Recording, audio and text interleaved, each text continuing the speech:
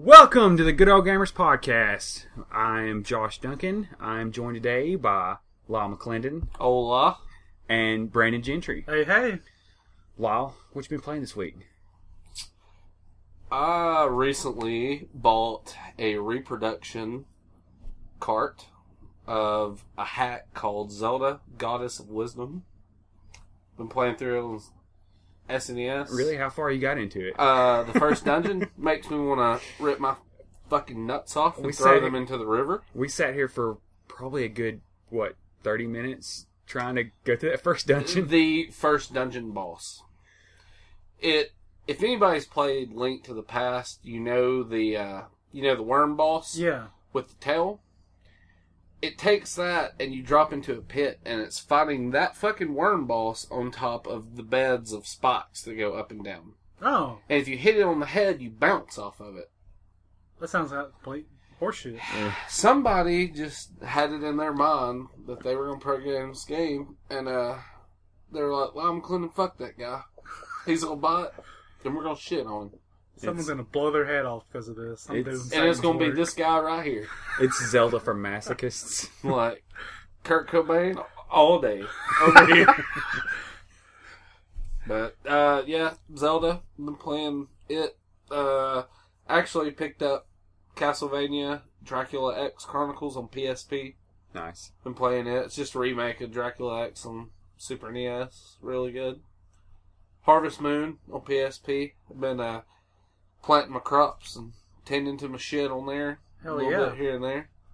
That's about it. I've sank major time into Zelda this week.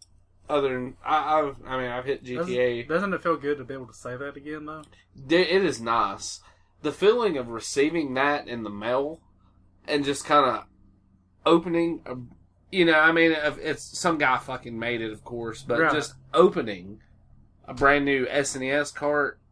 Is such a great feeling. Was it was it heat sealed and all that? It was sealed and just like, a shipping blister pack, but I was disappointed by the smell of it. Yeah, Brandon smelled it and it didn't have that new game smell. It's just like comics. I started buying them again recently and it's just intoxicating to open up the little comic book sleeve and to smell it. I don't know. Magic cards is the same way with me too. Yeah.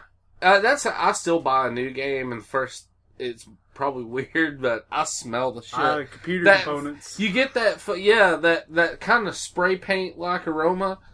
You get that head rush for like a second and a half. You're like, new game. Yeah, That's probably just xylene and acetone that you're breathing in. Shit I breathe on a daily basis at work. Great. But, one thing that did aggravate the shit out of me about it was they shipped it without a 2032, 3220, whatever it is, watch battery.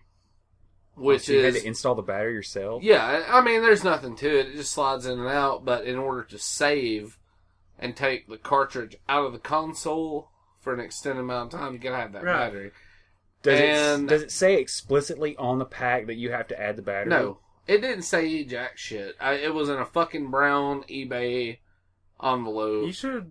I would do a complaint, see if you can get some kind of deal on another game. But, yeah, man, send me that Zelda Parallel Worlds hack for about, $20.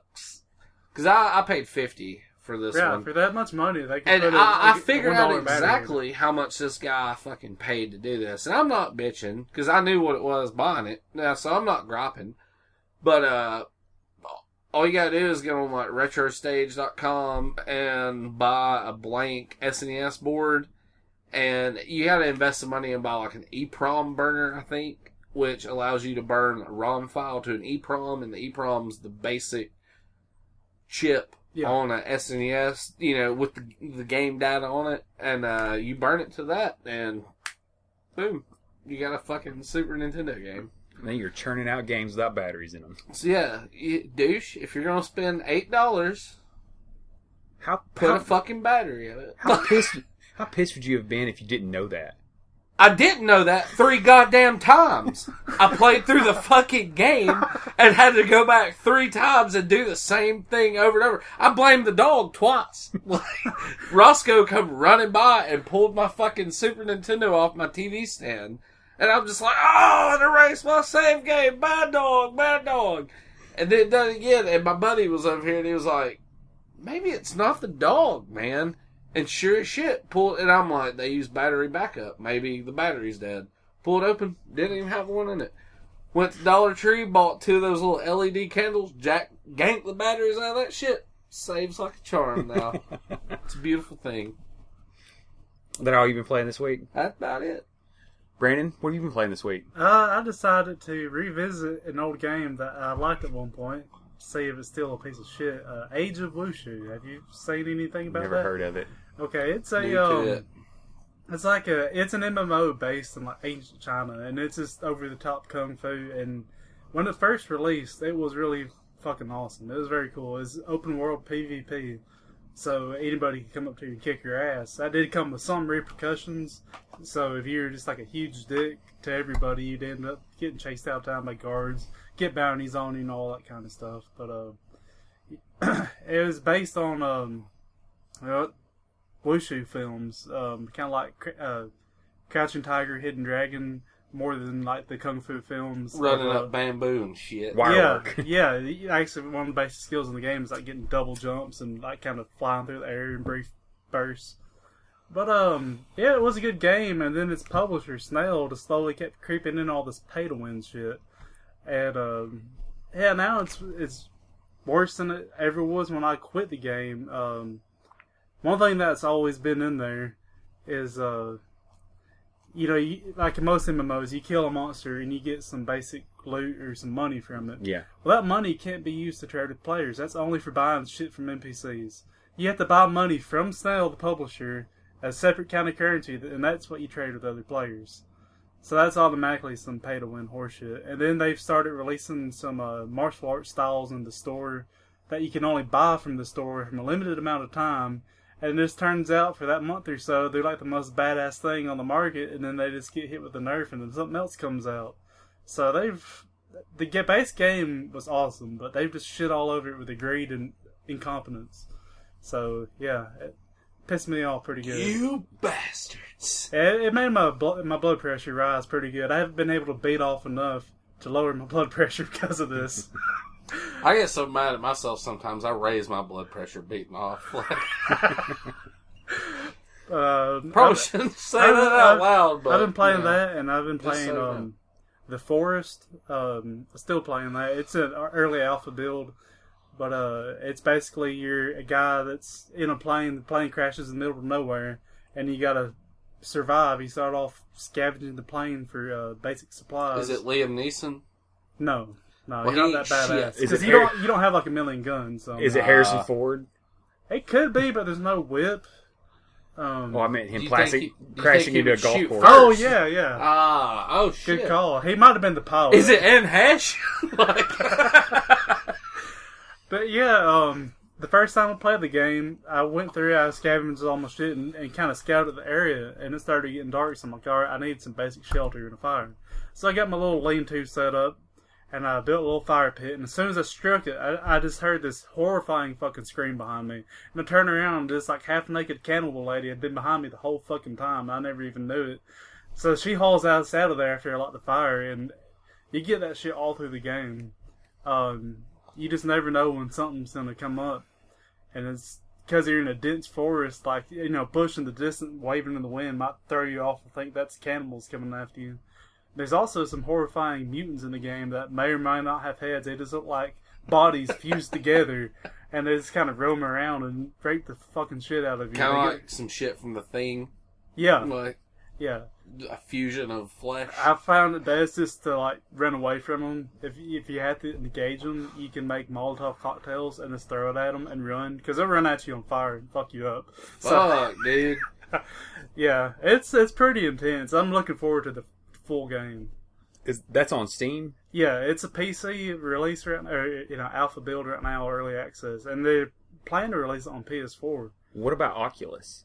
Because that sounds some heavy shit to play on Oculus. I don't know if they'll do it on Oculus. Maybe on what's the Steam 3D set? I can't remember the name now. I don't know. It's I know by HTC.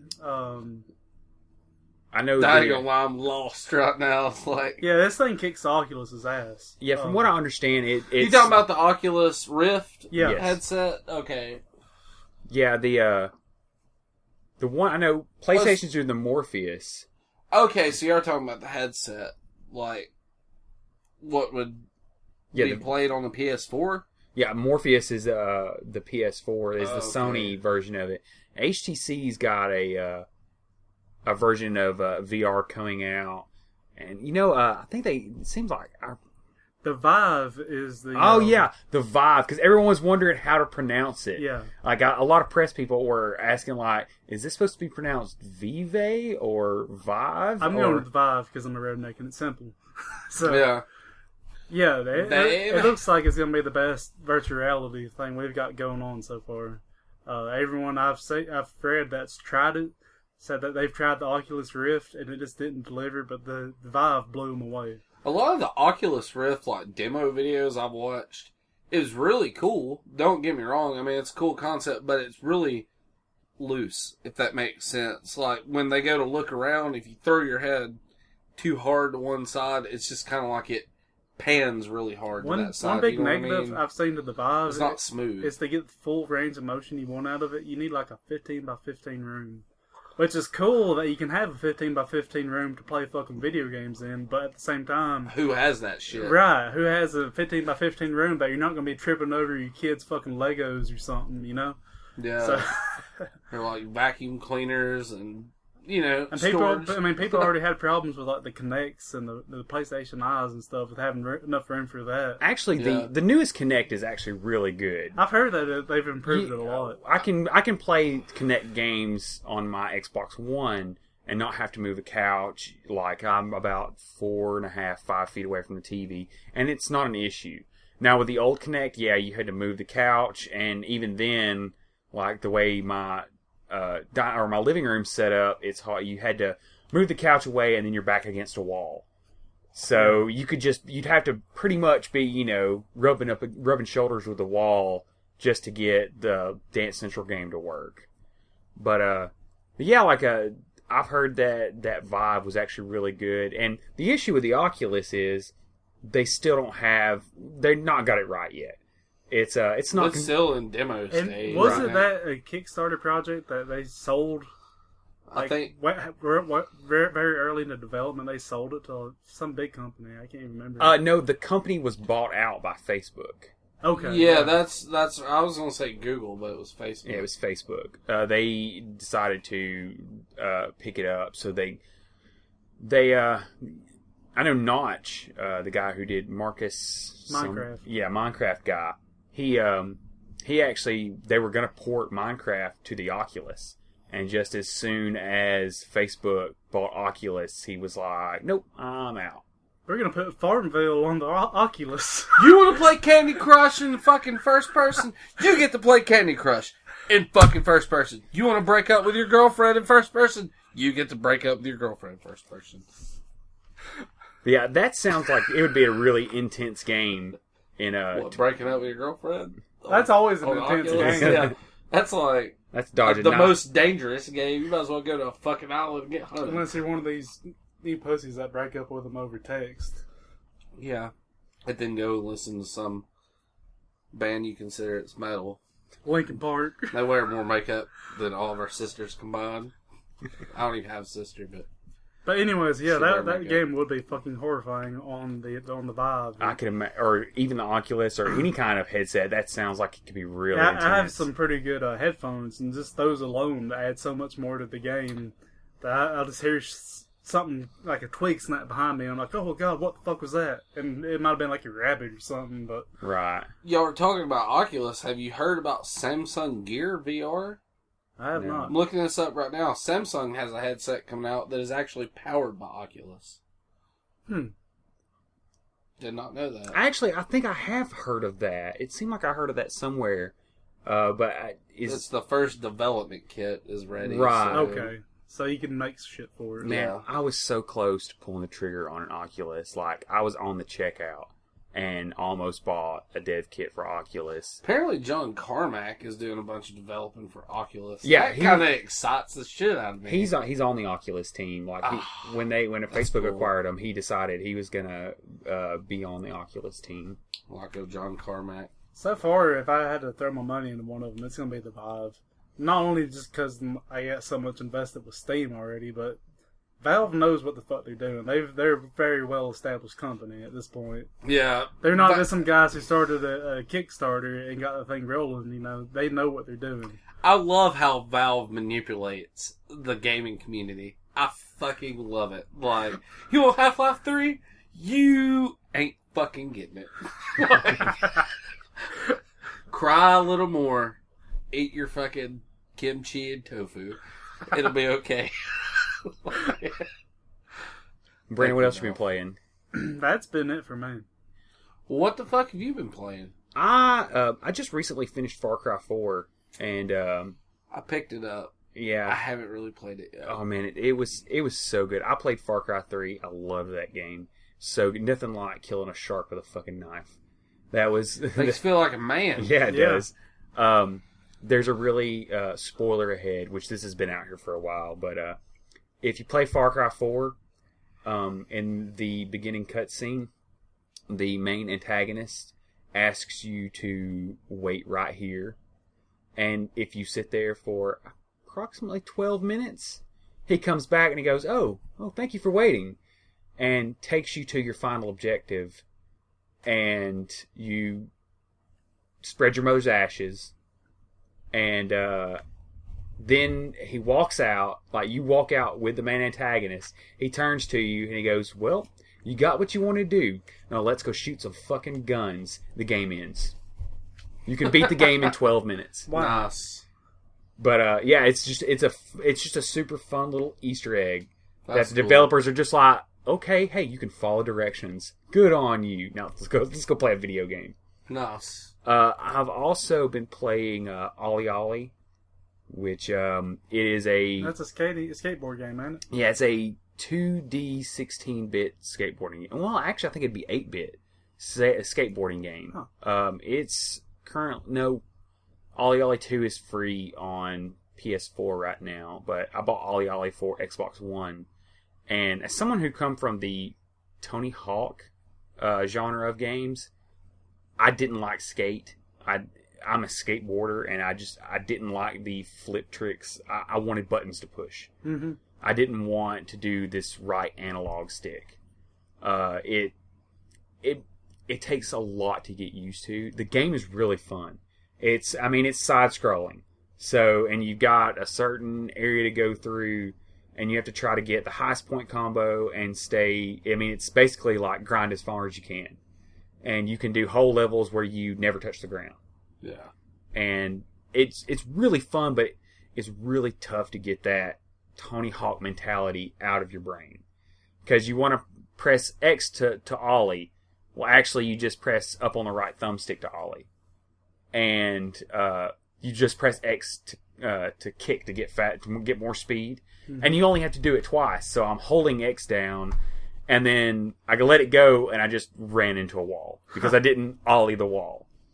So yeah, I played that, and it took a little bit to get used to, but I think I've got where I can grasp the concept. I'm trying to break myself of the Tony Hawk genre, just so I can get that, so I can get it right. Something I want to throw into this, I could wait till later, but you're just talking about Tony Hawk. They're supposedly about to announce a Tony Hawk Pro Skater 5. Yeah, I heard about that too. Which, they've got Tony Hawk on the chain for another 15 years. Yeah, I'm out of the loop on that. I haven't played anything but the first one. A couple years ago. The last thing I played was Tony Hawk Underground. And I really liked it. That was a good game. Then Tony Hawk or 8? It was Underground 2. Yeah, that Project 8. Yeah. And Ride. Underground 2 was terrible, and 8 was bad too. I like Tony Hawk Underground. It was really fun. It was a great one. Tony Hawk signed a deal, I guess 4 or 5 years ago, that was a 20-year deal with Sounds like a mistake. Yeah. Well, I mean, he's covered for 20 years. Oh, yeah. I mean, as far as he's concerned, it doesn't really matter how shitty the game does as long as he gets his money out of it. And he's already retired from skateboarding. Yeah. So, it's not like he's going to get out there and actually be trying to ride a half pipe again. So, I mean, to me, it makes, hey, if you're going to retire, might as well retire right and make some money. Yeah. I also played Pool Nation FX, which is an Unreal Engine pool game. Huh. It is the one of the games with gold. I have it downloaded, but I haven't played it yet.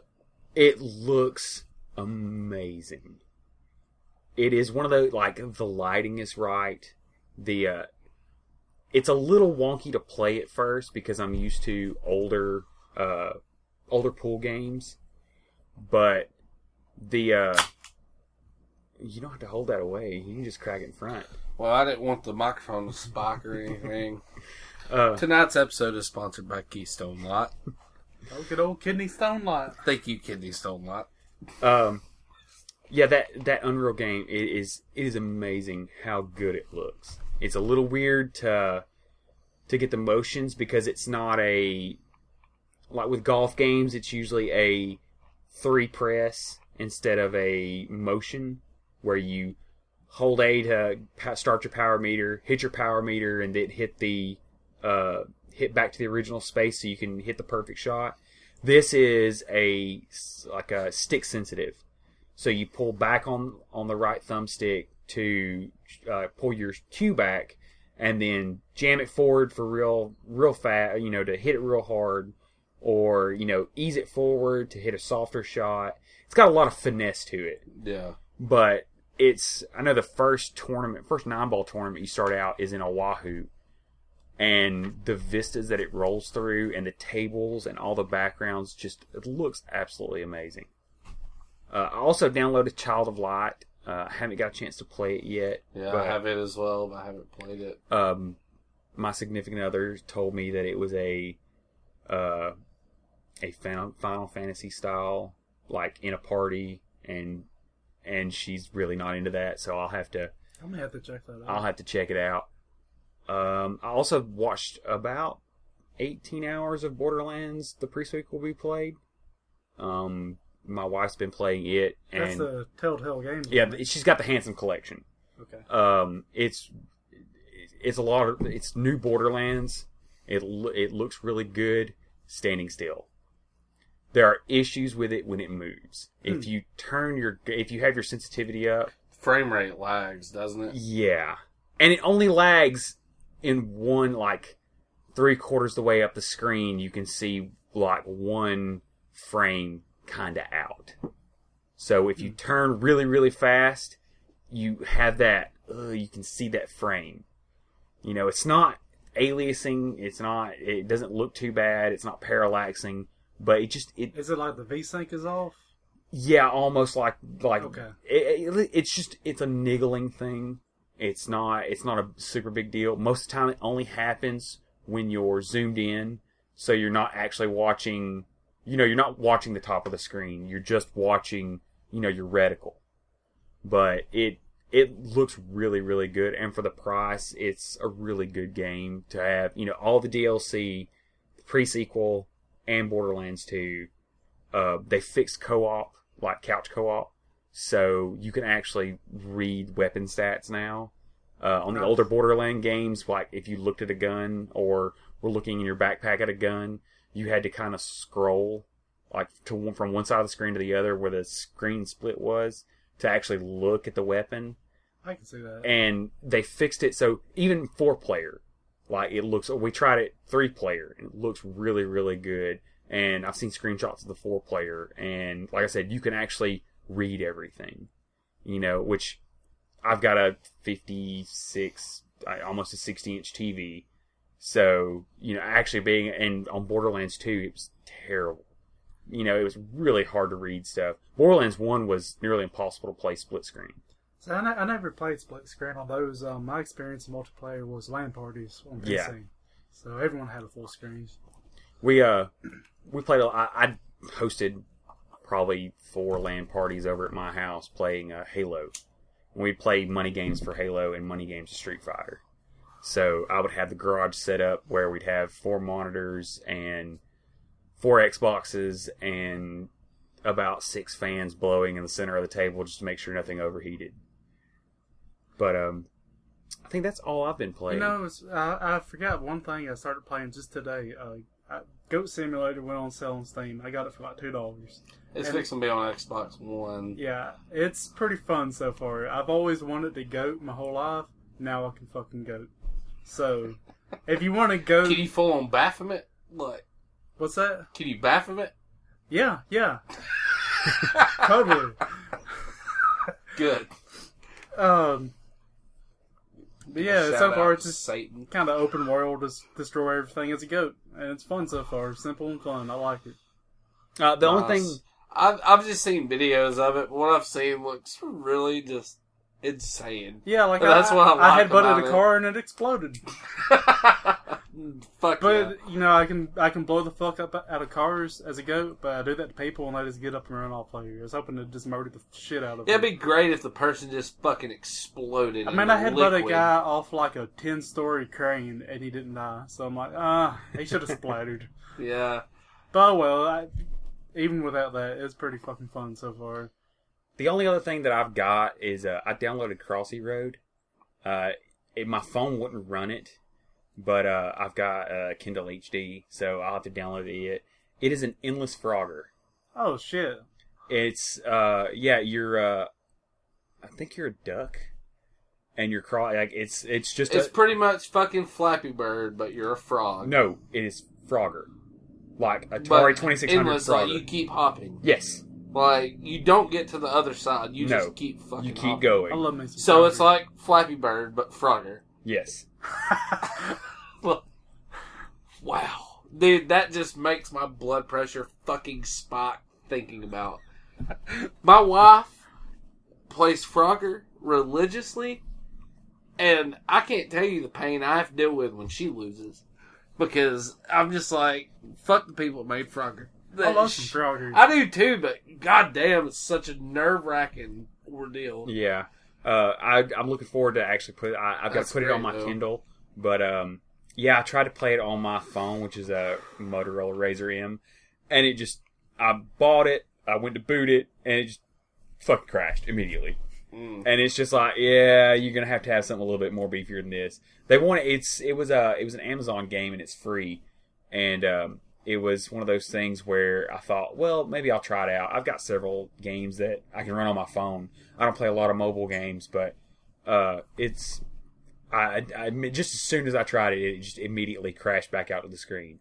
And tried again and just immediately crashed. And I'm like, yeah, I guess it doesn't have enough power to run this. Well, if that's it on our gaming news, if that's it on our games for this week, let's get into some news. Lyle, you got some news for us? Well, y'all ain't gonna be fucking thrilled to hear it. I mean, I know a lot of people ain't thrilled to hear it, but they did announce it. Black Ops 3. Oh boy. It got announced. It's coming back. Let's milk this Is it cash cow for all Treyarch we that does can. Black Ops? Yes, Treyarch does Black Ops. Yeah, well, Black Ops 3 is coming. That's the real big news I've pretty much heard. I'll pick it up when it goes on sale.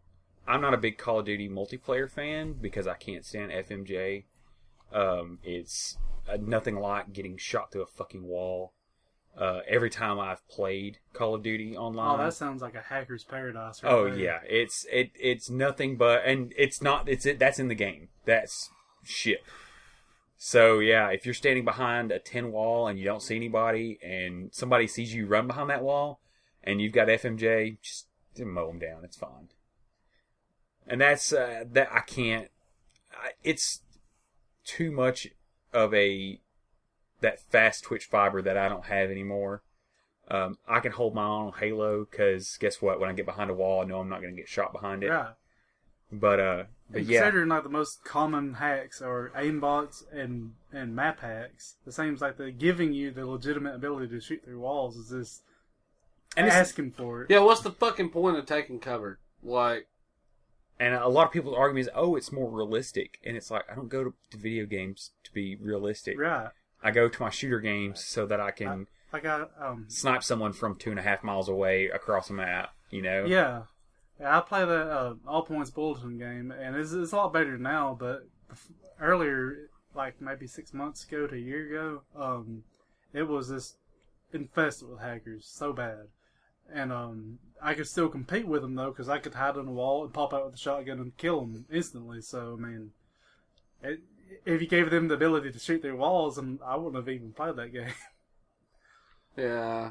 Yeah, I'll pick it up. I'll definitely play the story. I like the story of the original Black Ops. I heard Black Ops 2 was not that great, but I've owned both Black Ops, but I'm right the opposite. I've only played multiplayer. Like, I don't get my kicks out of a lot of first person shooters anymore. Like, I don't know. That's just me though. I've tried the new Wolfenstein. I wasn't a big fan of it, and I've heard that's actually. I'm not a big fan of like Advanced Warfighter, none of that. I've heard the new Wolfenstein game is actually pretty good. Like the story in it. The story might be. I've piddled through it. I haven't really got too far into it. But that's about all the news I have. Well, did you hear about the Deus Ex announcement? So, Square Enix decided to tweet out, hey, check out this Twitch stream, Can't Stop Progress. And as it turned out, it was a guy who was in, it looked like not a shipping container, but a storage unit. And it was almost Twitch Plays Pokemon, where you could vote on what he had to do when certain things came up. Yeah. And that's all they said about it. Well, NeoGAF leaked out, like they somehow got a hold of Game Informer's story that it was a new Deus Ex game. Now this is 12 and a half hours prior to them announcing it. So Game Informer just said, oh shit, we're going to lose all our coverage, and just released everything. Before Square Enix said, oh yeah, like they're announcing this game. So this guy had to go through 12 hours of Twitch telling him what to do while they already knew the game was out. And this was an actor who had no idea that they had already announced the game. Fuck. So yeah, like what I understand is it was just a total clusterfuck. All right, Brandon. You said you had some news? Yeah, let me get this meat out of my mouth real quick. I know I'm looking at my clipboard for him. You might have seen it on our website already, but Nexon announced that they're bringing a Ghost in the Shell first-person shooter to North America and Europe, and I think Australia too, but who cares about Australia? Prison colony. So that's good and bad. Have you ever watched Ghost in the Shell? Yeah, I've got all the animes. Okay, cool. I like it. It's one of those animes you need to watch from the beginning, or you're gonna be so fucking lost. Yeah. But yeah, it's good and bad. Good that they're making a game of it. Bad that it's coming from Nexon. Have you played any Nexon games? No, I can't say I have. Okay, I play the shit out of Vindictus. I still want to, but their games are so full of pay-to-win bullshit. It's ridiculous, and they're so incompetent that they don't have any servers that run well at all that I've experienced in any of their games. So it's likely to be a huge fucking pay-to-win turd with a Ghost in the Shell theme. No bueno. It says it's going to have PvP and PvE, but the way the trailer looks, it's going to be more of like a team-based deathmatch type game. So I don't know where the PvE is going to come into and play at. But yeah, maybe it'll turn out okay. Maybe they won't fuck it up too bad.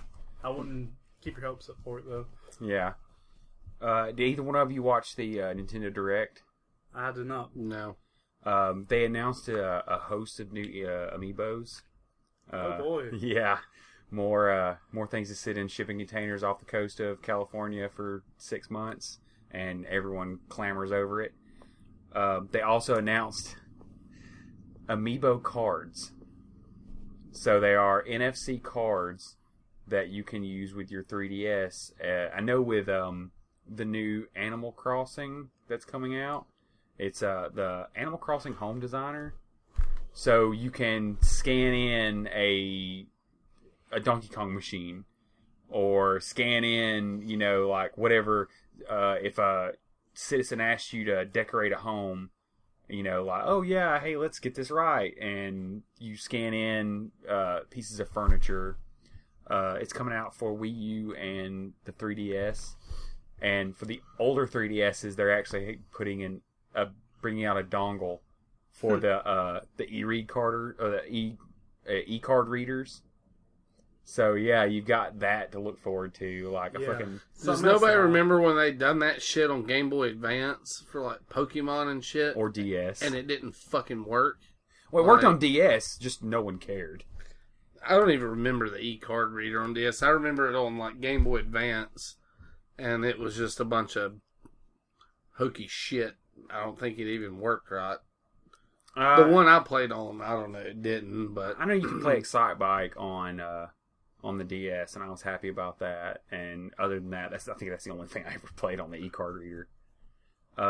They also, a couple weeks back, remember that new Zelda game they were touting?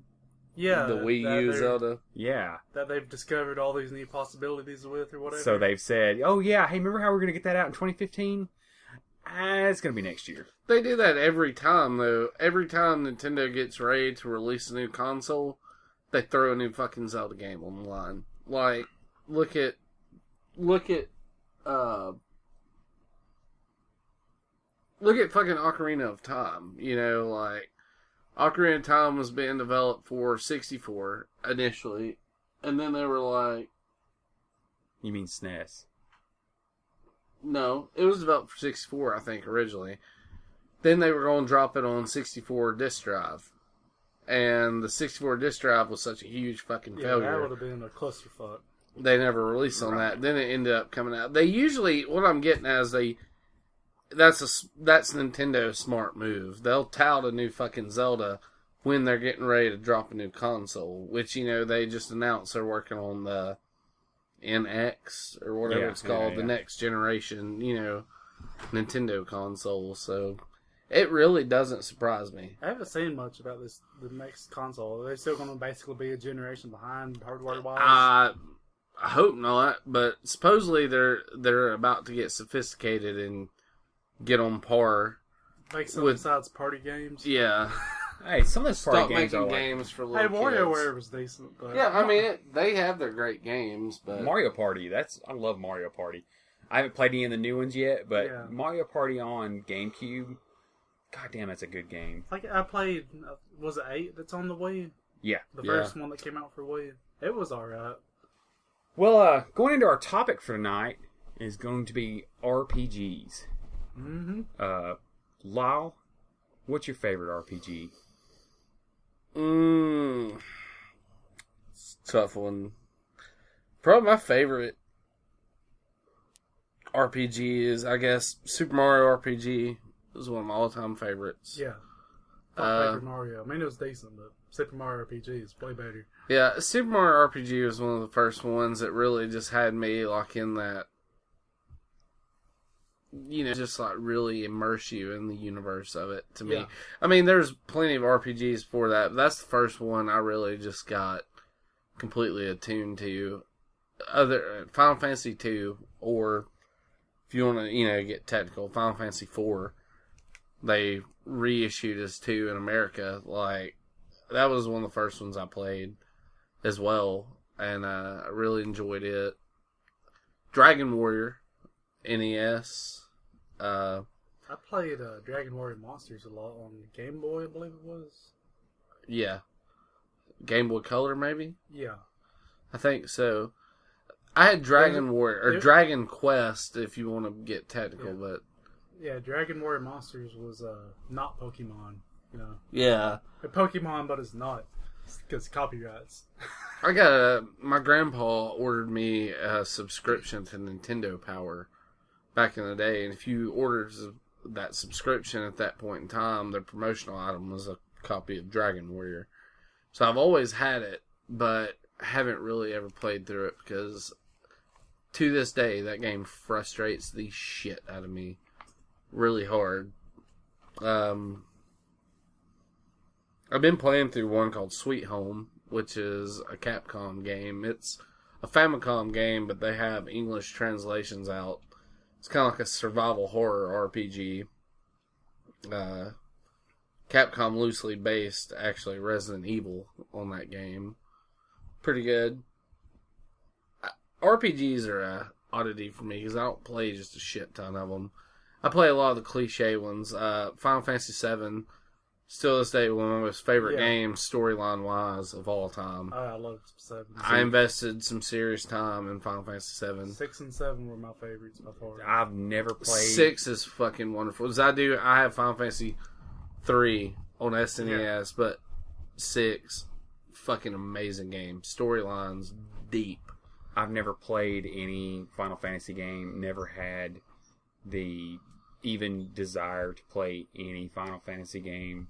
I heard 10-2 is pretty good. Haven't played it. I couldn't get into 10. As soon as I got to the point where the guys like killing people with volleyballs or whatever, I'm like, yeah, I'm out. Sorry, lost me. Everyone loves Final Fantasy VII, and I mean, it looks like a great game, but just not for me. My first one was probably Pokemon Blue, and that was a good game. Yeah, Pokemon, both Red and Blue, great games. I would love to pick up Pokemon again, but they've changed so little. It's weird. It's weird now. You have to put your Pokemon through fucking some kind of weird like talent show. Yeah, and you have to dress up. On, you have to like Pokemon Diamond. You have to dress up your Pokemon, and you can't progress in the story until you do this. Right. You have to put it to a fashion show and a talent show, and at that point, I was like, "No thanks." I'm waiting for a Pokemon MMO, not like a fan made one because those are out there, but an official Nintendo Pokemon MMO because that game is the perfect fucking setup for an MMO. And they would print money, but they've said they will not do it because they have to have the real life player interaction. But even though they got in-game trading over the internet and shit. Yeah. I remember picking up Pokemon Blue, a buddy of mine picking up Pokemon Red, and then we both pulled our money together and got Pokemon Yellow, just so we could have all the characters. Yeah. And then we found the glitch where you could get 99 Master Balls, and... you remember missing no? Yeah. Yeah. You catch it and it glitch your whole fucking game up. Yeah, or you could level it up and turn it into Kangaskhan, I think. Yeah. Pretty sure if you leveled it up, it turned into Kangaskhan. Me and Brandon were really big into Pokemon in our younger years, branching out into the fucking card game and everything else. I kicked dick at the card game. Hell yeah, I remember your Armageddon deck. Yeah. Like, that was so cool and edgy of a name for your deck when you're like 12 years old. Little fucking kids at Bucks Men be weeping and shit, drinking their lattes and such. I beat this neckbeard college student with like thousands of dollars worth of cards with my little deck. And I was like, hell yeah, you just got your ass beat by like a preteen. How does it feel? Well, needless to say, he was swinging from his closet. Man, he was bragging about spending like all his college tuition money on cards. I'm like, well, you're a loser and you just got beat by a little kid. So have fun killing yourself. Parasite Eve was a good one. That was it looked really good. I've briefly played it at a friend's house. Might have been your house. May have been. I got it for my birthday one year. I invested some serious time into that game. It's one of the RPGs where you're able to move around, so you can kind of like, counterattack and dodge attacks and shit. Wasn't really used to that time. I was still used to the active time battles and shit like that. Now, I mean, it's still an active time battle, but the freedom to move around and not stand in one spot adds a whole other gameplay element to it. I believe the Grandia series did that. Was it Grandia? I think so. I mean, you kind of moved all your party members around in this big circle during the battle. Yeah. I think it was Grandia. Yeah, I liked those games. The one on PlayStation 2 turned into such a grind fest that I've not looked for Grandia news or anything. I don't even know they've made a new one. That's one thing that holds me back on RPGs is having to grind. Yeah. It's great for a while, but man, it gets so monotonous and so repetitive. Which, I mean, if RPG is your thing, that's something that goes hand in hand with it, Well, like there's good ones like Super Mario RPG. I've never had a grind in that game. Yeah, that's true. It flowed naturally. Earthbound was like that. You could grind, but you really didn't have to. Yeah. Brandon is the person to unload on some RPG lore. Yeah, I just wanted to go over the entire Mother series story, because most people don't know it. They know Earthbound, but the whole story is kind of dark and sad. Oh yeah, it's really, really dark. Yeah, it's pretty heavy for a Nintendo game. There's been a theory floating around that I've kind of thrown my ideas in with it, that they really tie them all together very interestingly. So y'all want me to sum that up now? Yeah, go for it. Alright, I'm going to start it. Going through all 3 games. I'm going to sum them up very briefly. Mother 1, which I guess people would call Earthbound 0, even though it never came to America. So English translation. We got translations. The game, I'm not going to list the events that happened in the game chronologically, just the information that's relevant chronologically. In the game Mother 1, there's a couple, George and Maria, that get abducted by aliens at some point. They just vanish. And so these aliens that abducted them put them in charge of raising like their best alien guy or whatever. Yeah, in that game it's called Gyig, but it'd be Gygus in Earthbound. So George, is it like a precursor? Like it is Gygus, but they just call it Gyig in that game because of the name differences. Yeah. So George studied Psi, which is all the powers in there, or also known as PK, like PK Lightning stuff. He studied the Psi from these aliens and then fled, leaving Maria and the aliens there. I guess that's kind of a dick move for George, but whatever. So the aliens didn't like that. They decided they're going to invade Earth. Fast forward many years, and you get to the main character of the game where you start. His name is Ninten. It's just you can only put so many characters of name in the game. So if you spell Nintendo, it would have stopped at Ninten. There's all the main characters in these games have some kind of fuckery with their name like that. Yeah. So yeah, Ninten gets in the game. Shit starts going haywire. Like I think he gets attacked by like lamps or something in his house, and his father calls him on the phone because I don't have dads in this game apparently. They were present. He calls him on the phone and says, "Hey, go investigate it." So Ninten goes out and starts investigating. He finds that it's the alien invasion happening, messing with the heads of people and animals and bringing shit to life like trucks, I guess. Kind of like in that Stephen King movie. Maximum Overdrive. Yeah. What a word. But at some point, you get warped to this place called Magicant. And in this magical place, there's Queen Mary here. She says, "I'm having all these nightmares. You need to get me 8 melodies and bring them to me." I don't know what they mean really, but they would stop this. So you go out and start finding all these pieces of melodies, and you go out and you find them. I'm skipping a lot of details that don't matter.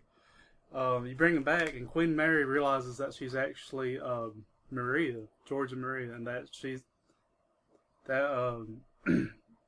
you know, Magicants is part of her imagination. You're kind of telepathically communicating with her.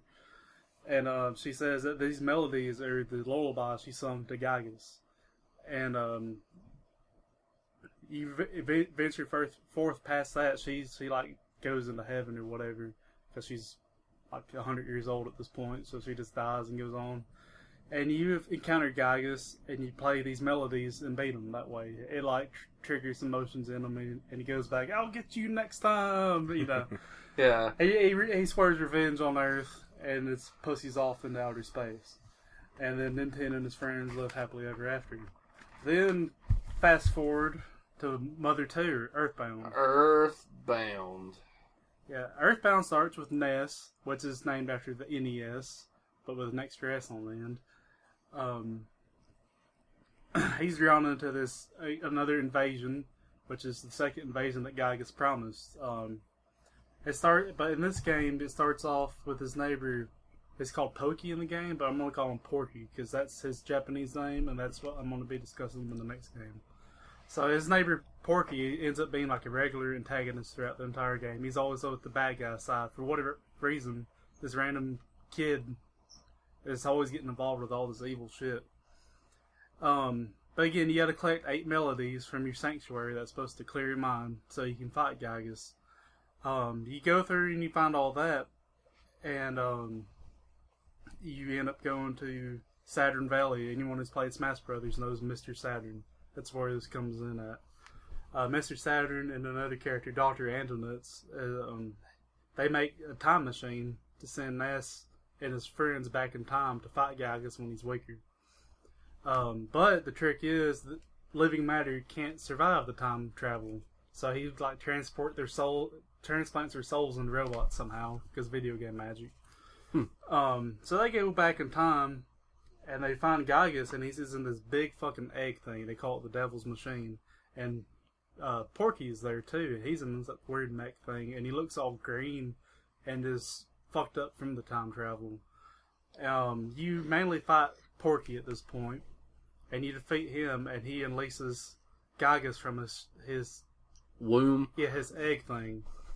And then he says, he's like, I'm time traveling the fuck out of here. See you later. And at that point, you fight Gygas, and he's like the ultimate incarnation of evil, and you defeat him with prayers and good thoughts, basically. Kind of lame, but you know, that's one running thing with all three of these games is you don't defeat the boss with brute force. It's something else. The counter force. Yeah. Like... So yeah, you defeat Gygas, and that's the end of him. Then you go on to Mother 3, which you can find as a fan translation online. It breaks up the format that the other two followed quite a bit. The other two, you had one main character, and he's just a little boy. There's Ness and Nintendo are mistaken for the same characters, even though they are not. Yeah. But on this one, I'm going to skip a shitload of details. The story's told from many different characters. But it's in this place called the Nowhere Islands, and it's invaded by the Pigman Army, which is led by Porky. He's the main antagonist in this game. They're really a parallel to the Nazis. They're really a totalitarian regime, and they're bringing all this weird technology to the islands that no one's ever seen. Nobody likes them because they're major dicks, because they're pig Nazis. So is Porky is Hitler? Kinda, yeah. So some shit goes through the game. You end up finding out that Porky is trying to pull these 7 needles that are hidden in the island. These 7 needles summon some kind of great dark dragon, and whoever pulls the most of them will have the effect. Like, whoever pulls the most needles will like transfer their heart to the dragon or whatever. Like, someone with a good heart will make something good happen if they pull most needles. An evil person will make basically the apocalypse, and somebody without a heart, they say, they have no fucking clue what happens. So standard Dragon Ball. Kind of, yeah. It kind of follows that formula. Shinmu. And so you find out that Porky's having this weird masked guy come around, and he's supposedly a heartless guy, pull these needles, and you end up being Lucas from Smash Brothers as well. That's where he ties into Earthbound. You go through and you start pulling needles too, trying to do more than he does. All this leads up to a confrontation with Porky, and you see in here Porky is like a petrified stone in like this mech bed. All he can do is use like psychic powers, because the time travels just like eroded his body beyond use. And it has made him immortal, and this will come up later. So he says even if you defeat him, he can come back later, because he's immortal. He can't die at this point. But you do defeat him, and he gets it in his final retreat or whatever. He gets in this big egg-like device called the Absolutely Safe Capsule, and it's kind of a turd trick that Dr. Andonuts made. He thinks it's supposed to protect him from all harm, and it does, but its main purpose is to protect the world from whatever's inside it. It cannot be open, or, there's no interaction that can happen from it at that point. So he gets in there and kind of neutralizes himself from the equation. So then Lucas goes on and has to fight the masked man, which turns out to be his brother Claus. And this is where the name fuckery comes in, because Claus is an anagram of Lucas. Shit. He didn't know it was his brother until you basically defeat him, and then he takes off his mask, and it's like his twin brother Claus. And After that, you pull the final needle, and an apocalypse of sort happens.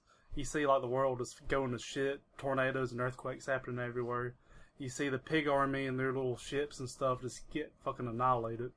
And from what you gather from the text afterwards, that even though a shitload of bad stuff happened, it only, like, took out the pigmen. Like, no one else died somehow. They described it as a miracle.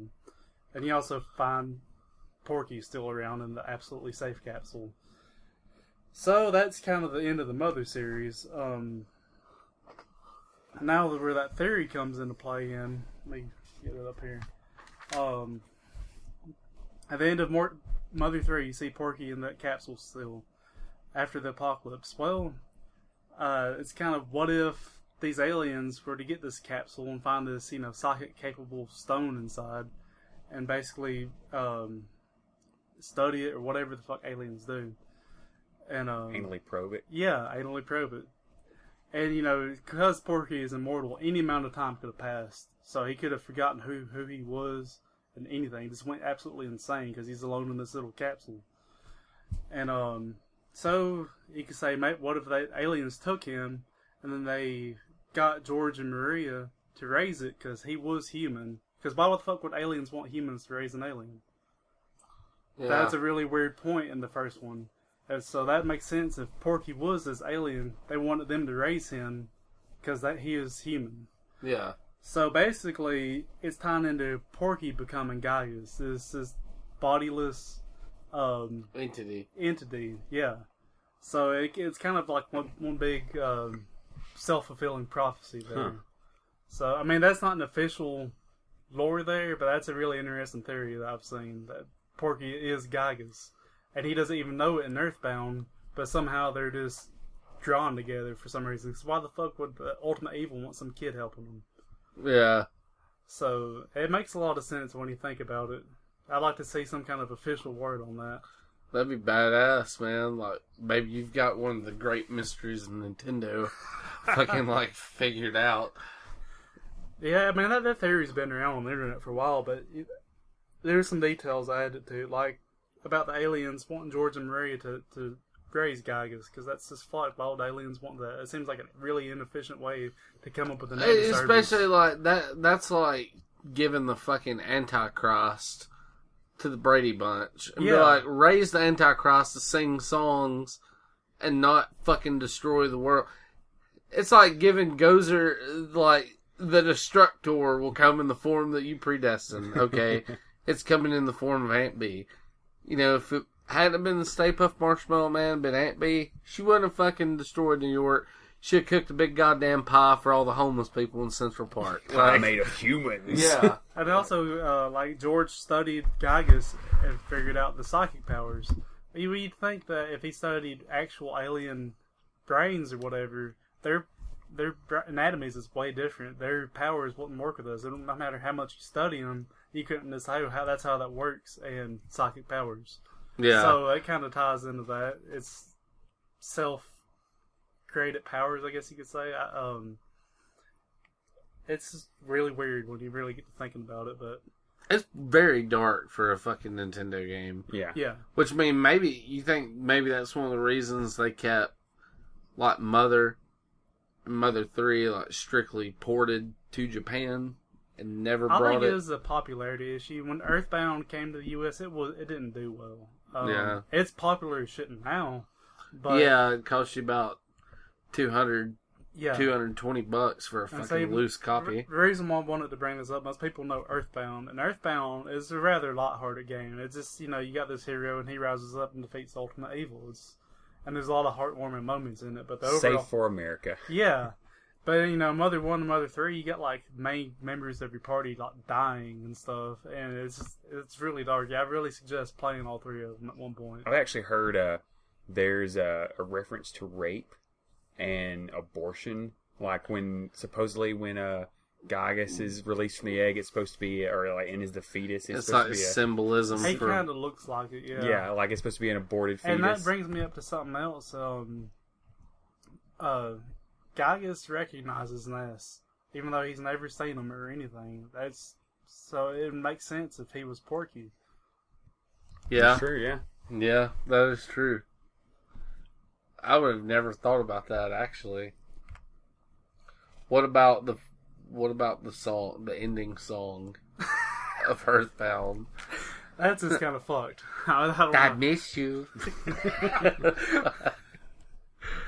But yeah, that's really all I got on that. I thought that was worth bringing up. That's very good. The only RPGs I've really actually gotten into later in my gaming, which was I played Fallout the first two, but I didn't like them as much.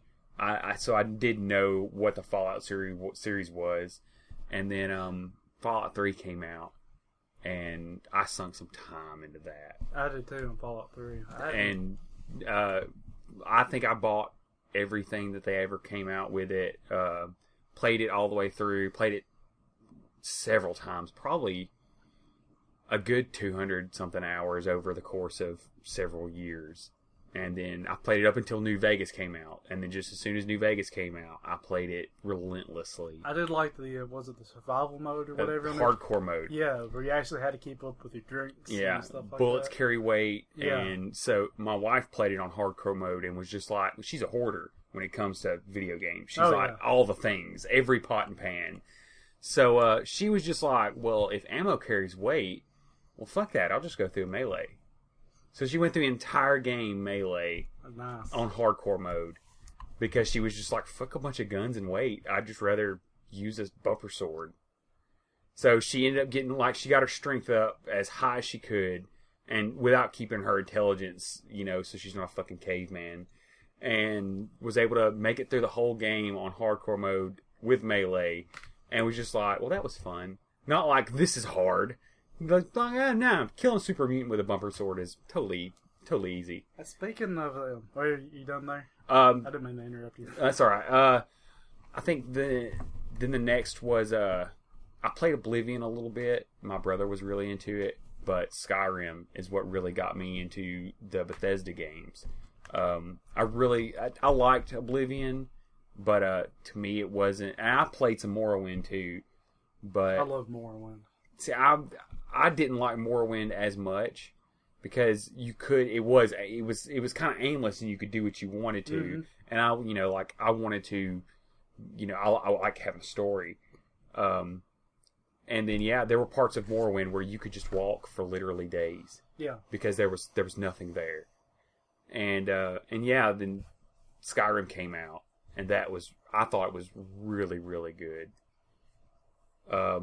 Trying to think of any other more classic RPGs that I played. I wanted to mention, because you brought up Fallout 1 and 2, have you played Fallout Tactics? No, I've heard it's okay. It's a lot lighter on the story elements. Right. But it's worth the playthrough. It's more of a tactical, I don't know how you just really describe it. It's like the game Commandos, if you've ever played that one.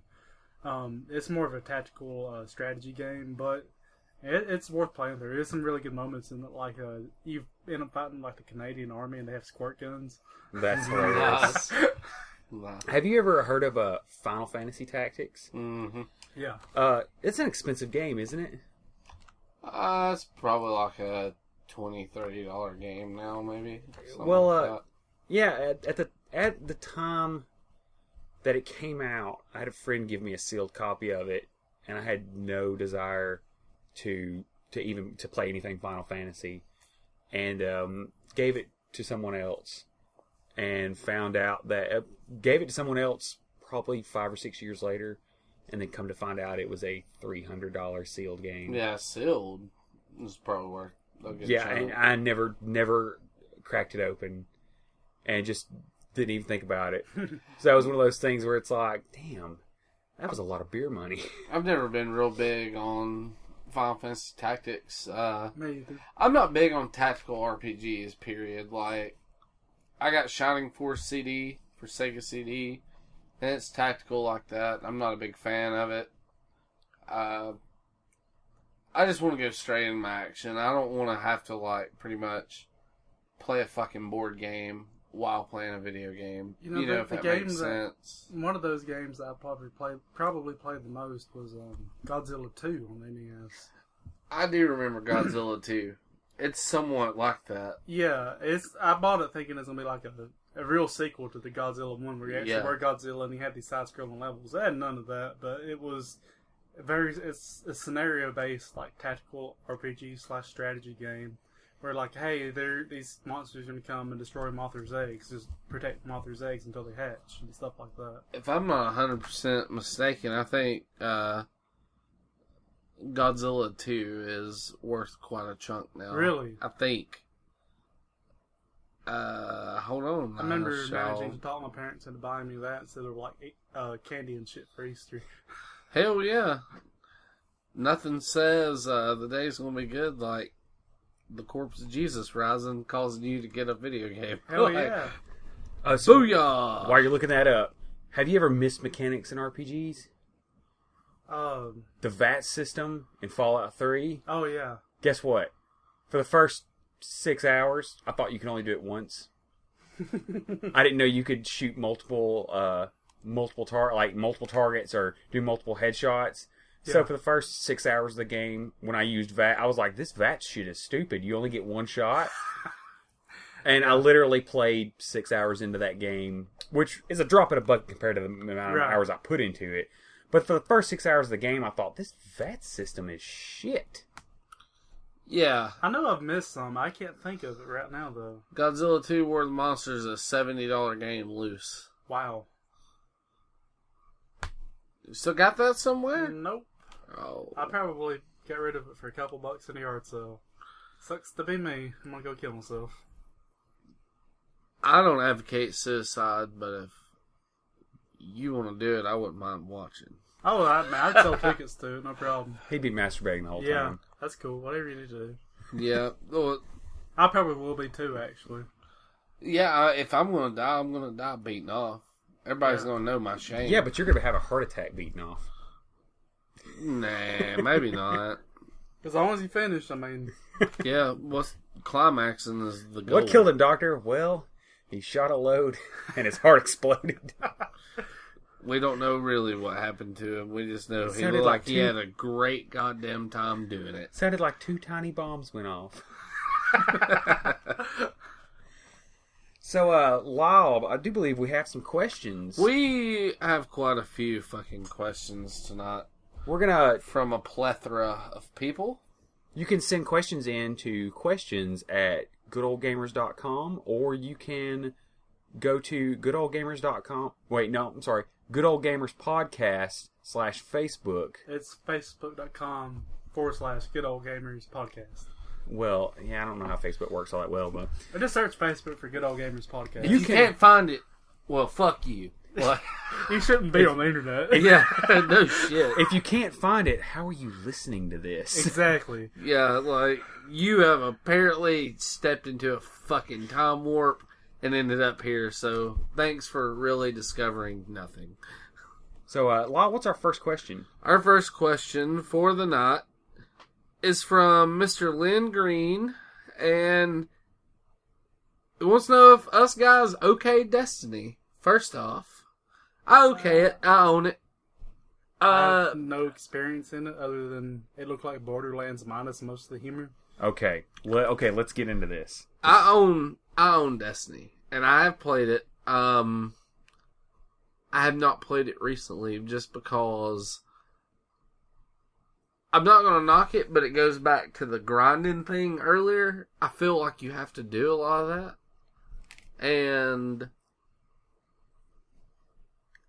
I don't want to level up my first person shooter. I just want to go through there and fucking mow shit down and be done with it. You know what I mean? As someone who's been a Bungie fan since the PlayStation 2, because I played Oni, Bungie, they were doing great. The Halo series was amazing. Marathon was excellent. They wanted to get into MMOs. And they say over and over again, oh, this isn't an MMO. But it's totally an MMO. It is. It makes me think of World of Warcraft with guns. Yeah. And I don't want PvP in my multiplayer. I don't want to play a story and have to worry about getting shot by someone. Mm-hmm. Now I haven't played the game. I will put that out there, but nothing I've seen I have no desire to play any of it because it to me it looks like a Bungie game, but it's not the Bungie game I want to play. Well, the next part of the question is, if we do like it, what do we think of the upcoming House of Wolves DLC? To be honest, I have not played Destiny in about a month and a half, so I'm out of the loop. I haven't seen anything about it, so for me, I can't legitimately answer it because I'm not sure. I haven't seen enough about it. I like Destiny, but it's just, it doesn't have the ability to hold my attention for very long, I don't guess. The issue with that DLC is, when the game first came out, they promised, this whole universe of planets and, all this stuff you can do. And there's only 3 planets. And I think an asteroid. Again, asteroid I'm belt, speaking out of school because I don't know exactly what's going on in the game. But they promised all this stuff, and I don't think they delivered on it very well. Yeah, I'd have to say to stick with the general rule of thumb for DLC. If you love the game, get it. If you don't really like it, then no, it's not going to be enough to bring you back to the game. Or at least research it. Yeah. Don't don't just blindly, but don't buy a fucking game because every person owns it. Well, not that. Don't buy DLC without deals. knowing what's in it, because we all know what horse armor is, and that's. Although I never got burned on that because as soon as I found out horse armor was $20, and that's all it was just horse armor, and you're like, and what does this do? Oh, it's pretty much cosmetic. I mean, it protects the horse a little bit, but not a whole lot. So, Law, what's our next question? This comes from Keith May.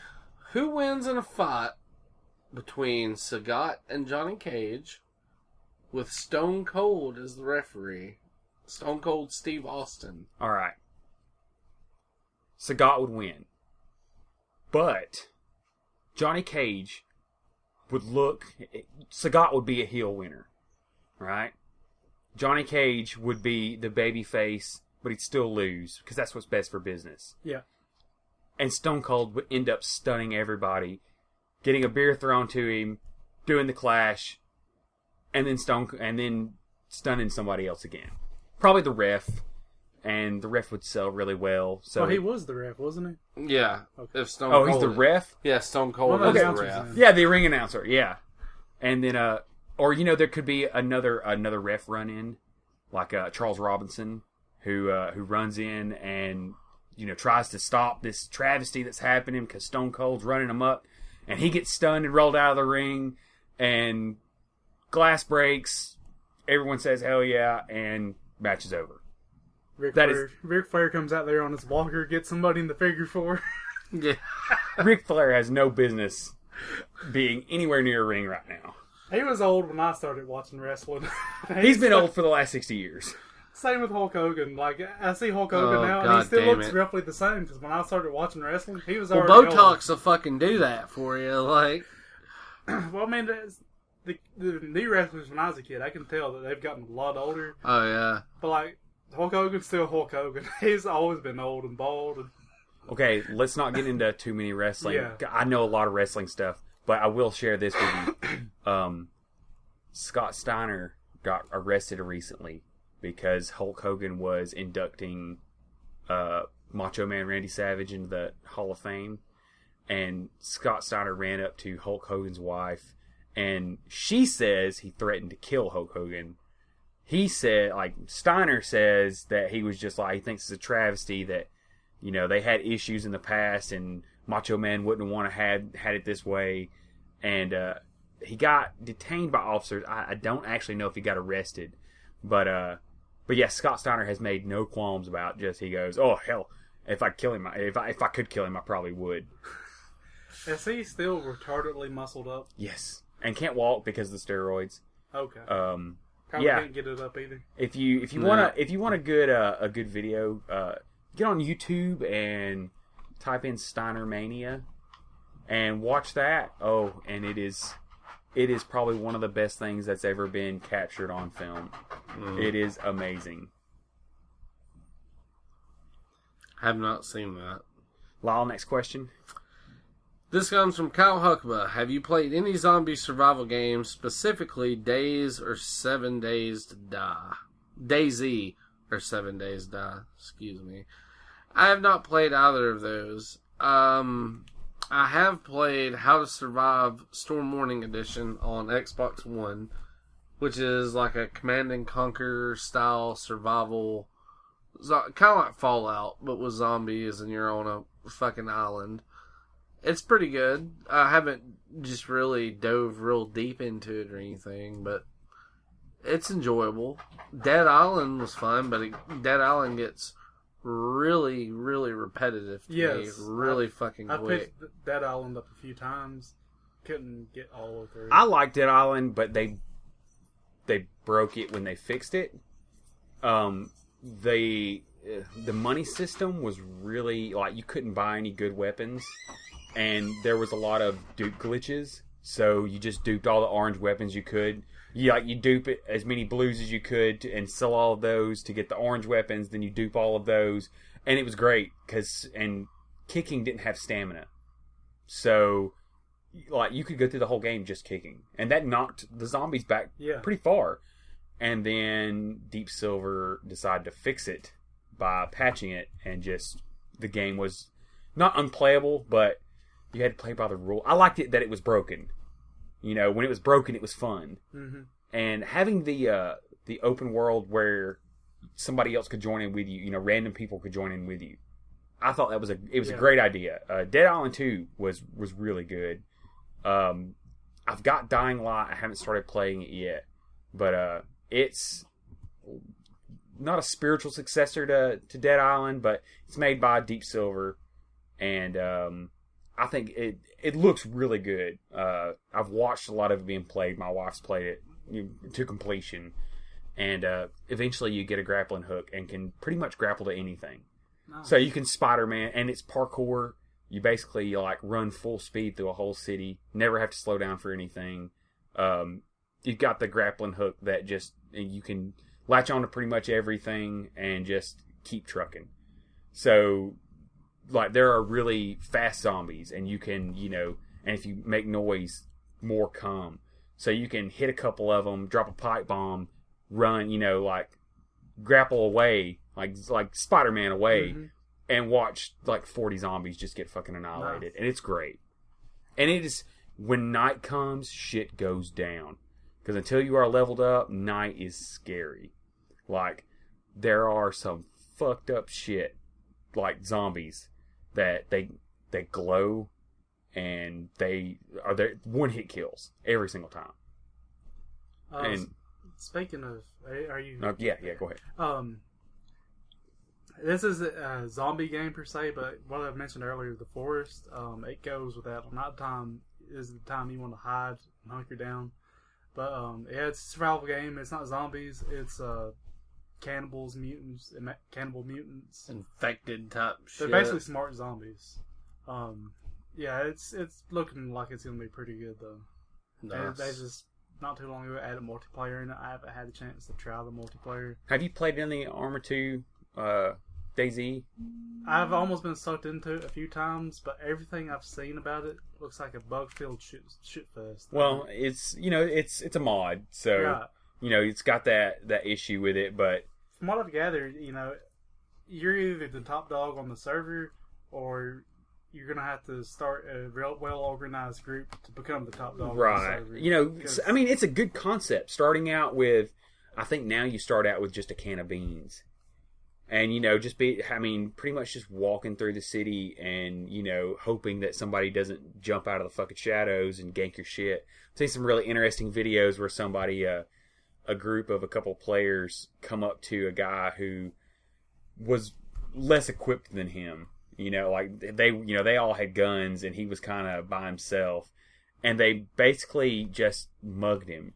They made him drop all his equipment, and then we're going to capture him and tell him we're going to hold you hostage, and tells him to dance. So he starts dancing, and then they just shoot him in the head, laugh, and run off. Yeah. And it's high concept. It's really one of those games where I could see where people would really get into that.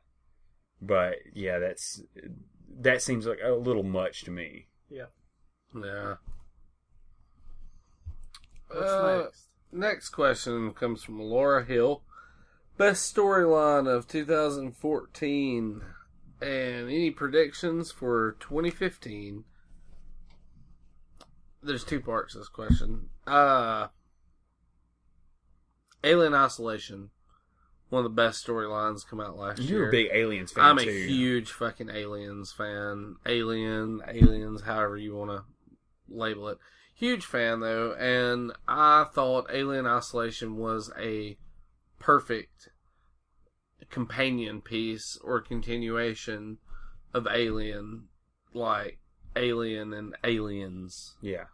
The atmosphere of that game's fucking great. The storyline keeps you on edge, trying to figure out, you're putting together a puzzle if you're going to be able to get back to Ripley or not, being her daughter. And you're straight up fucking, like, they fuck you up real quick. Yeah, that game is no fucking joke. I beat it once, and I played it right out of the box, or right out of the case or whatnot, the hardest difficulty. Because it recommends you play it on the most difficult setting to get the full experience of trying to fucking outwit an xenomorph. Right. It takes the scary part out of it if you realize the bad guy can wail on you for 5 minutes. And like if you can run completely by this fucking thing and it not cinch you, that just destroys the whole element of it. Like, I would rather it take me 40 minutes to get across a fucking room trying to be be tactful and fucking make it across, as opposed to being like, fuck this thing, I'm gonna hold the X button down and sprint all the way across the goddamn room. And and the androids, they can kill you too. The androids are fucking vicious on that game. Like, everything you come in contact with on there will fucking kill you, just about. Humans, you're on a decommissioned space station, for fuck's sakes, and you're being stalked. Aren't there pirates and shit on there too? Well, it's more or less, it's people that you're on a fucking space station that they're decommissioning. They're shutting it down because pretty much aliens been on board fucking wiping people out. And the only people left there are the people that, not the rich people, the poor people that's had to stay, that wasn't able to get out quick or get out on time. And they're, you got fucking cabin fever in space. Mm-hmm. You're stuck on a fucking ship. You don't know what people are lacking. You don't know what they have. Something's going around killing people. Fucking paranoia. It's that whole deal. Yeah. And the androids, some of them are programmed to help you, but a lot of them malfunction. And dude, you can kill them, but you gotta know exactly what you're doing. You gotta have resource management. Fucking huge with that game. You might have like maybe 30 rounds for your revolver the entire game. Yeah.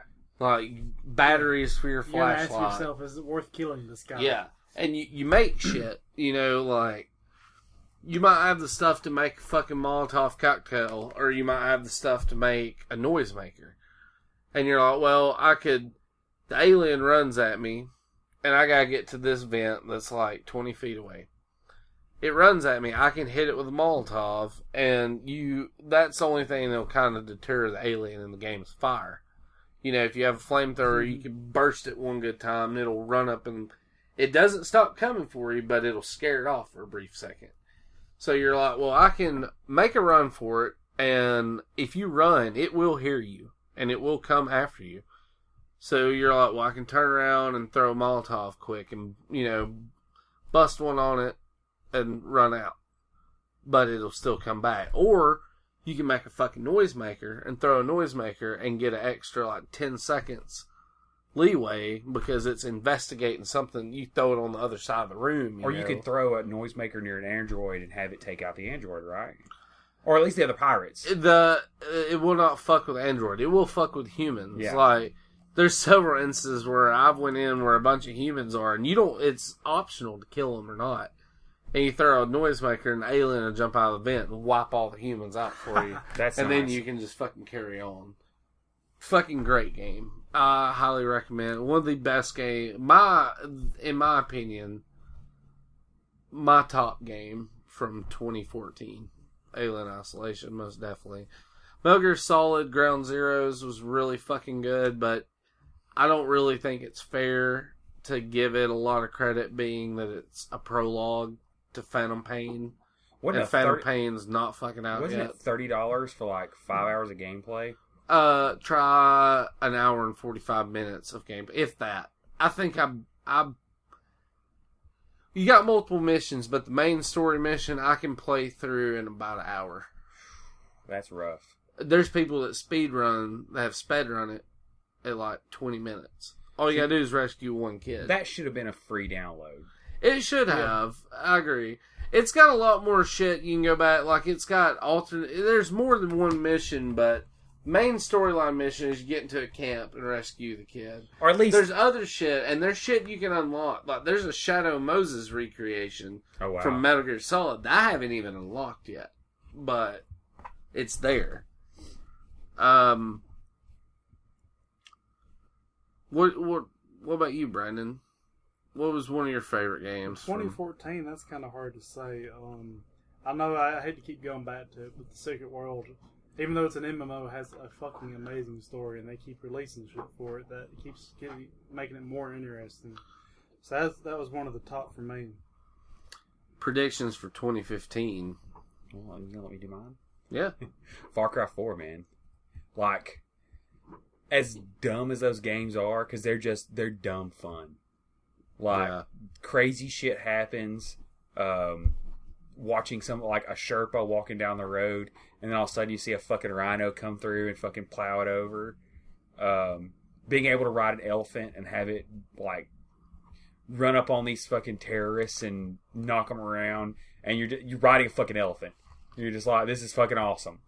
The Far Cry, I thought Far Cry 3 was really good. But yeah, like, that the story is, for what it is really good. Having Pagan Min, the main antagonist of the story, he would call you on your comm and just be like, I see you've taken over a couple of our outposts. That's not cool. Why are you doing that? Like, you're with these assholes, the Golden Path. Like, what are you doing? These guys are terrorists. And it's like, because he's saying that the Golden Path, the people that you're with, are the terrorists, and that he's the good guy. But in actuality, they're the terrorists and you're the good guys. Or have you believe anyway. And then there's branching paths in it, so you can choose to go to wipe out the Golden Path and actually go with I believe her name is Amita. And she wants to go, like, modernize the Kirat, which is like their stand-in for Tibet. Yeah. And then Sabal, who wants to keep the Golden Path, this like religious hierarchy, wants to keep it that way.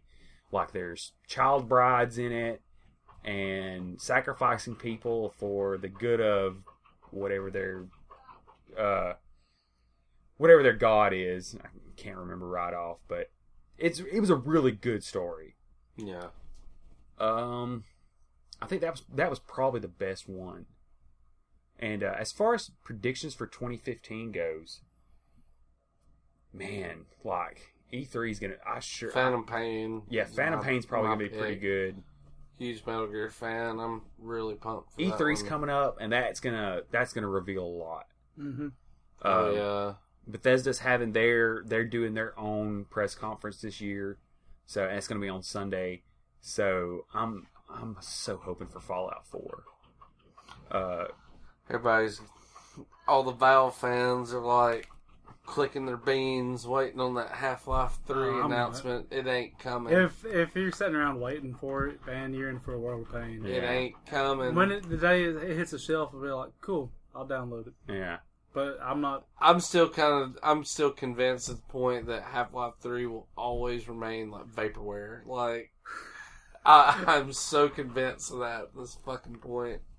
Well, they've said, yeah, we're working on it. Like, there's some screenshots that leaked out of some people were visiting Valve, and somebody was able to get to a computer, and somebody took their cell phone out and was like taking pictures of the developer's desktop, and it had a whole bunch of files on it that was like, like H3 and LD2 or LD4, which is like the Left 4 Dead 4.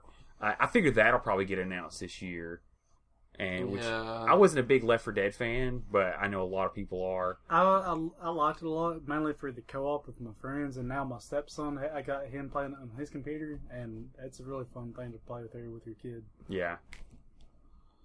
I think another one that there hasn't been a lot of talk about, because nothing's known about it, I just know it's supposed to drop this year.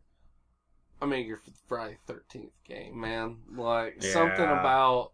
As soon as I heard that, you're being the first... able to play a motherfucking slasher or a victim just sounds great to me. The first, just as soon as I seen that Friday the 13th, I happened to go to your wife's place of work, and I seen her, and I was like, I heard about Friday the 13th yet? She's like, oh yeah, he's already been talking about it. He found out yesterday.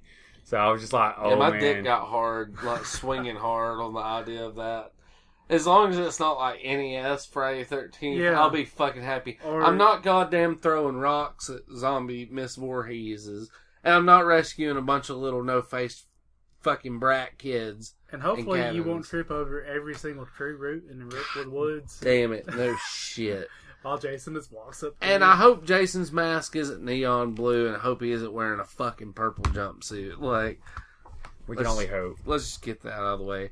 There's a second part to the question from Laura Hill, and this would be a good one because I'm out of the loop on this, and I kind of figure you are as well, but do you guys think that the Steam machine will be a viable console? This is going to sound like an asshole answer, and I don't mean it to be, but no, because it's not a console. It's PC. It's a PC. It's going to be a Linux box, but still, it's a PC. It's a computer disguised as a console. If you get down to the nuts and bolts, all consoles are, but this is more of a true computer that happens to be made for Steam. So it will. I don't know how much it'll actually sell, but yeah, it'll have some success just because of the success of Steam. I mean, that carries with it such a. It's kind of like the Alienware console they have out now. Yeah. Like they tout it as a console, but it's a computer. Yeah. Like, yeah. But it's prepackaged and small. Somebody like me who I don't have the time to build a PC or to, Yeah, it's great to, like, if you want something that can play the shit out of the box. Yeah, plug and play. Now, there is another, I can't remember what it's called, but they're coming up with something else that you plug into your computer and the TV, and it will use your computer to basically play games. So it'll use the power of your computer, but you still have like a little console. Is that like the Valve, like the streaming Steam? Yeah, I think so. I can't remember what it's called. And they got the Steam controllers they're coming out with. It looks like the first controller I would like to play a first person shooter with. They look sweet. They changed the design on that. You got two touchpads. Yeah, they changed that design actually. Really? That's what they still show on their store. From what I understand, they changed the design on it to actually have an analog stick on one and a touchpad, like where the right touchpad would be. It's still there, but then they're actually going to, and maybe a different SKU of it, but they have an actual thumbstick on the left. Y'all talking about that abominable controller with pancake nipples on it? Like, yes. Fuck that thing. Supposedly, it would be where the buttons would be, like on the right side, where that touchpad is. That would actually be a touchpad. The other side would be an actual thumbstick. Yeah, I'd have to look up pictures again, but the one I'm thinking of... I know which one you're talking about. Yeah. The first design Steam controller that came out. Like I said, from what I added that to my wish list recently on Steam, and it still has that picture of the two touchpads. I thought I'd heard something about them changing the design on it because people from feedback. They might have different options that you can buy. Right. It's supposed to be completely customizable, so you should be able to take it apart and make it what you want. From what I've understood. But yeah, the touchpad for aiming on a first-person shooter would be fucking amazing. That's one thing that's kept me back from playing console first-person shooters. I cannot stand to have to scroll around with the little joystick and wait for my character to go back and forth and not have the precision of the mouse. Yeah. See, Ed, I can't deal with a mouse. Like, to me, it's too out of control. I can control a thumbstick quicker than I could. I mean, and trust me, I know that a mouse is superior. Mm-hmm. You can't play a first-person shooter on PC with a controller. Yeah, there's a reason why every PC gaming tournament for first-person shooters, no one has the Xbox controller hooked up to it. Right. You showed up with that, and you get laughed out of the building. It's like, when it comes to playing first-person shooters, like if you're on PC, like Brandon, see, Brandon's a fucking OG. We what you call BGs. You know what that stands for? What's that? Baby gangster. Like, we ain't rolling that hard yet. But yeah, that's one of those things where, I see where there's more precision in it.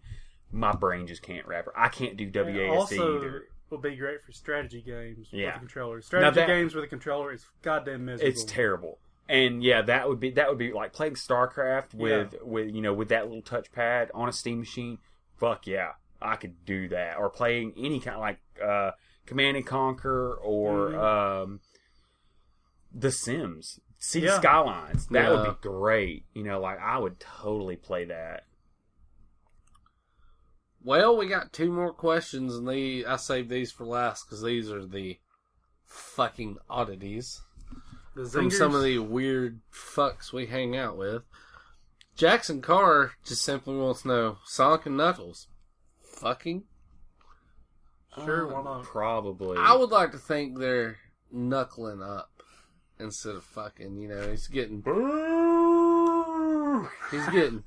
knuckle deep in that hedgehog ass. I don't know. I think Knuckles said that Sonic finishes too fast. Yeah. I bet you his jism blast is like that of a shotgun, though. But does he sound like Julia White when he's coming? Did I do that? I hope so. He beats his knee and kills somebody a mile away. Congratulations, Urkel.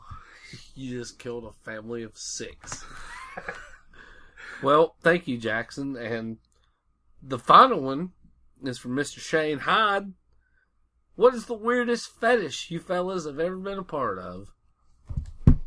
Okay, there's that one time that I got... Due to legal issues, we can't answer this.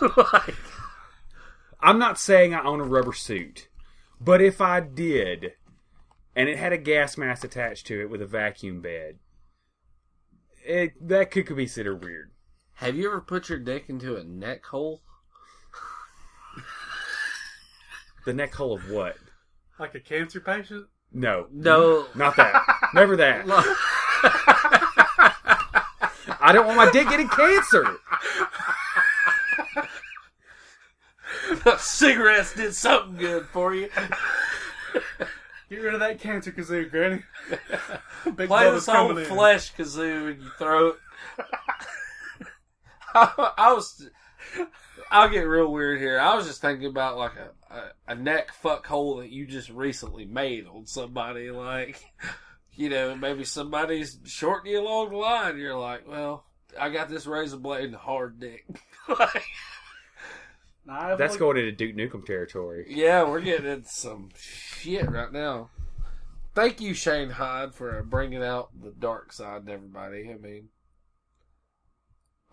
Y'all didn't really tell us any of the fetishes y'all been a part of. I like you said, legally, I can't tell you about my rubber suit and vacuum mask.